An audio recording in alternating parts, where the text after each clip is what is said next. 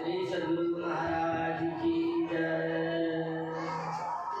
श्री सद्गुरु महाराज की जय।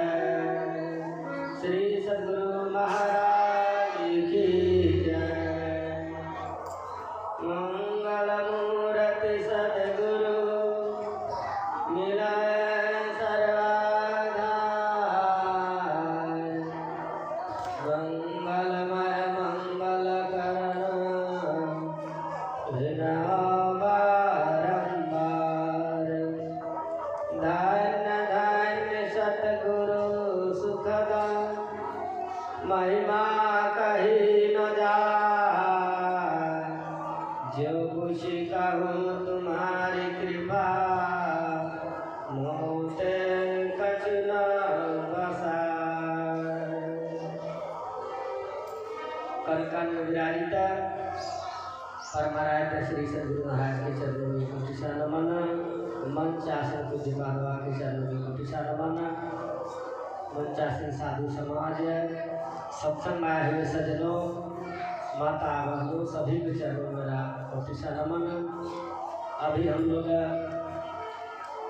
रामचरितमानस के उत्तरकांड से पाठ श्रवण कर रहे थे। भगवान शंकर उपदेश कर रहे हैं और माँ पार्वती जो है कथा सुन रही है। भगवान शंकर कहते हैं माँ पार्वती से, वह कुल धन्य है, वह देश धन्य है, वह घड़ी धन्य है जिस घड़ी में सत्संग हो। वह धन धन्य है जो धन दान में लगे। प्रथम गति जाके अभी सुने हम लोग, धन की 3 गति होता है। प्रथम गति दान है, दूसरा भोग है और तीसरा नाश है। तो यहाँ भगवान शंकर कहते हे पार्वती, वह धन धन्य है जो दान में लगता था। प्रथम गति दान जो करते हो धन धन्य है। अगर दान भी नहीं करेंगे, भोग भी नहीं करेंगे, कंजूसी करेंगे खाने पीने में। खाने पीने का मतलब गलत मत समझ लीजिएगा कि दारू पियो मांस खाओ। कहने का मतलब कंजूसी करिएगा खाने पीने में और दान भी नहीं करिएगा और भोग भी शरीर में नहीं किए। वह धर्म के आगा कहते हैं नाश होगा, चोर डकैत ले जाएगा। धर्म का जो है ना नाश भी हो जाता है। प्रथम गति कहते हैं दान में जो धन लगता है वो प्रथम अच्छा आता है।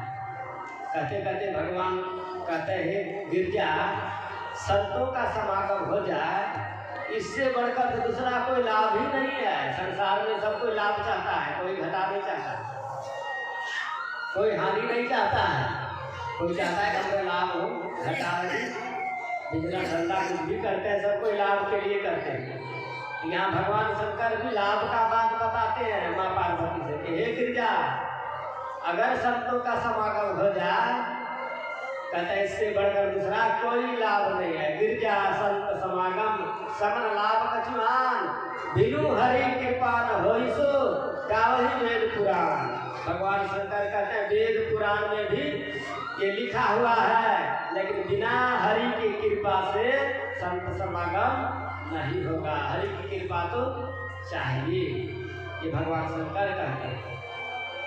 तो कहने का भाव है जब भगवान शंकर स्वयं माँ पार्वती से कहते हैं कि संतों की कृपा, संतों की संगति सबसे बढ़कर लाभ है और हम लोग संतों से दूर में रहते हैं, संतों के पास नहीं जाते हैं, संतों के शरण ग्रहण नहीं करते हैं, क्या ये लाभ होगा?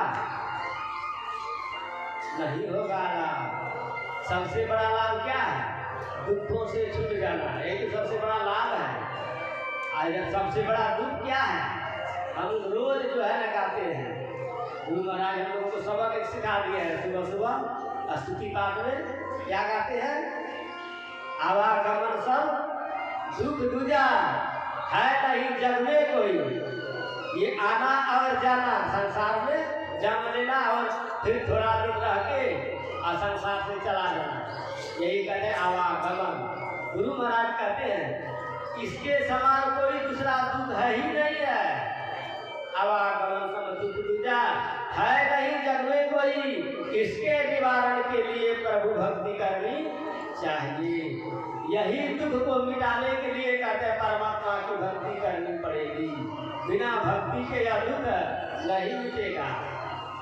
संतों के अभी हम लोग महिमा सुने, भगवान शंकर कहते हैं संत कैसा उसका गुण होता है। संत हृदय नवनीत समाना, कहा कवि पे कहे न जाना। कहते हे गिरजा, संतों का हृदय कवियों ने मक्खन से उदाहरण दिया मक्खन की तरह मलाई होती है। लेकिन कहते हैं भगवान शंकर हे गिरजा, कवियों ने तो कह दिया लेकिन कहने नहीं जाना। कहा कवि पर कहा ही न जाना, कहने का तो कह दिया कि संत का हृदय मक्खन की तरह मुलायम है, लेकिन कहने नहीं जाना। क्यों? तो कहते हैं नीचे निज परिताप द्रवही नवनीता, संत हृदय निज परिताप द्रवही नवनीता।